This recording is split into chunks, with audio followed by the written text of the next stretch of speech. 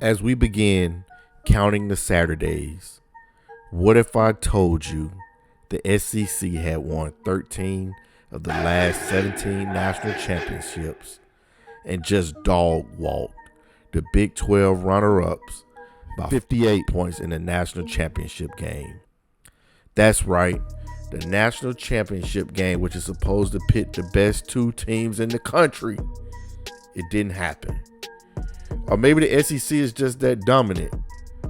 Or maybe this vicious cycle will never end. The SEC's domination and their reign of terror on college football have no end in sight as historic powers Texas and Oklahoma join the league in 2024. I know we all love and root for the underdogs, but maybe the unbelievable talent in the SEC is just too much to overpower and for any conference to seriously compete with them.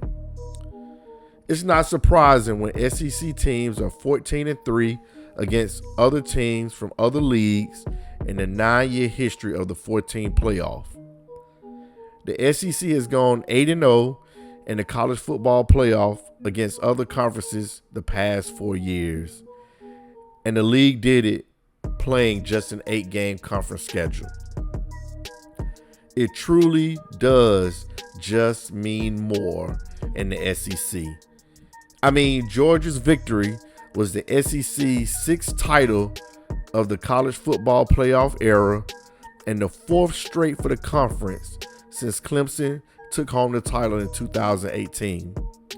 Also, since the BCS era, the SEC has won 15 of the 25 titles, which is the best stretch of any conference in history. And we can see it again in 2023. Georgia is likely to be number one as they contend for their 3rd straight title, with Alabama, LSU, and Tennessee all in the mix to be top 10 teams and seeking to win as well. In the last 4 seasons, on average, at least 10 SEC teams had top 25 recruiting classes.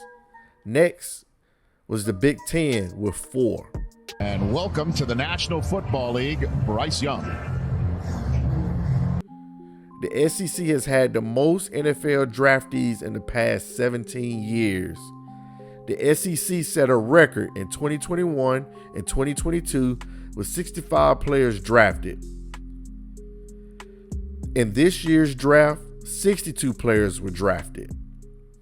Next was the Big Ten with 55. This is the 5th consecutive season that the Big Ten has finished second to the SEC. The Pac-12 had the least of all Power 5 teams with only 27 drafted. Fans hate on the SEC like they do the New York Yankees, the Duke Blue Devils, or the Los Angeles Lakers by chanting overrated whenever the opportunity presents itself.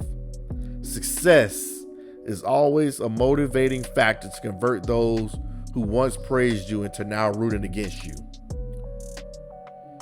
Where the SEC excels is in that group right below the top tier of Alabama, Georgia, and the LSUs. The teams that are good enough to beat just about anybody in the country, but not quite consistently good enough year over year to really put them in the same group as Alabama and the Georgia and the Ohio State.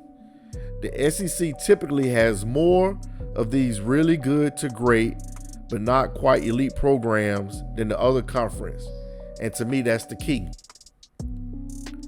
The SEC's bowl record in 2022 was a shaky 7-5. The top teams won, but the bottom teams struggled. Of course, you have to take into account that star players like quarterbacks Anthony Richardson and Will Levis opted out in their team blowout losses. Will other teams ever match up to the best conference in college football? Can a non-SEC school win it all in Houston in the national championship game this season? Well, let's examine that. As far as contenders in 2023, most preseason polls will have a mix of these teams: Georgia, Michigan, Ohio State, Alabama, LSU, Florida State, USC, Penn State, Clemson, Tennessee, and Texas in the top 10.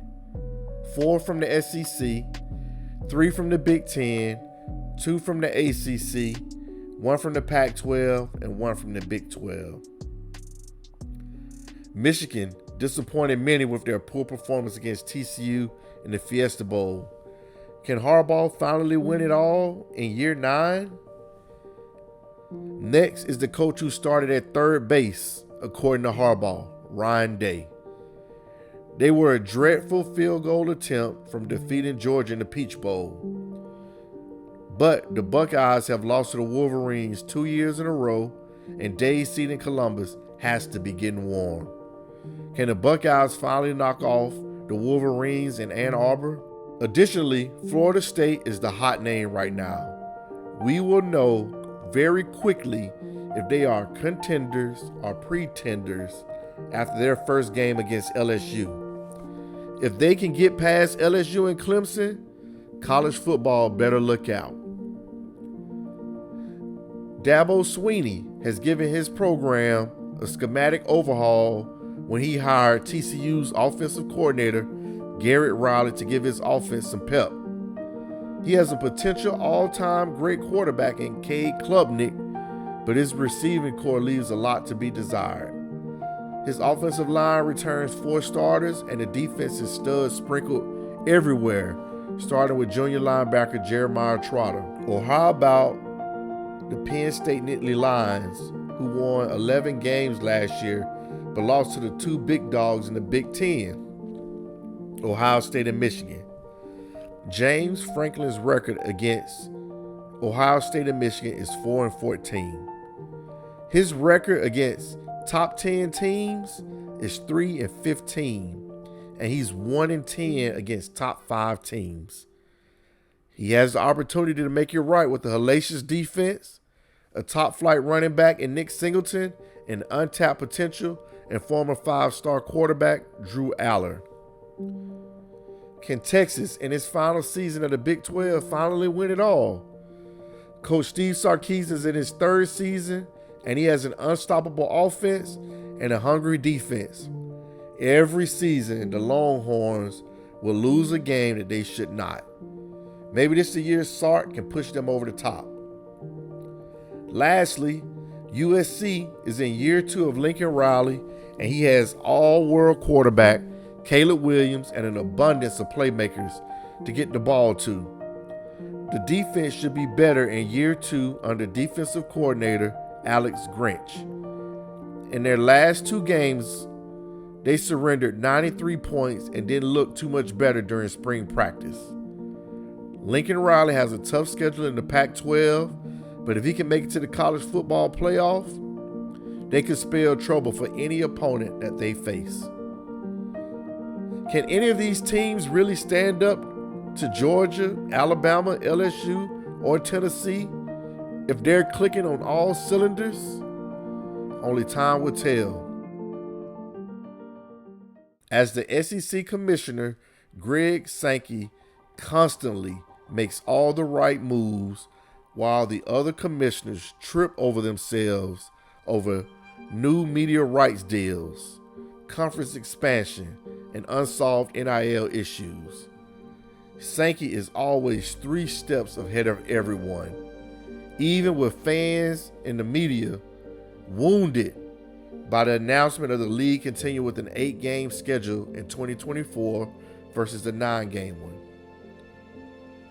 Whenever the SEC dominance wanes, as it eventually will, and some other conference puts together a string of national championships, people will hate that conference instead. Change is pleasant, but it isn't happening for a while.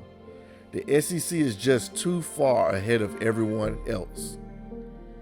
Change will lead to other conferences upping the ante in recruiting, NIL, and organizational resources. Change will lead to improved competition, and preserve college football as a national sport and not just a regional one. This is an era-defining moment for college football. Let's just hope college football finally catches up to the SEC. Thanks for watching. Please like, comment, and subscribe, and I will see you next time.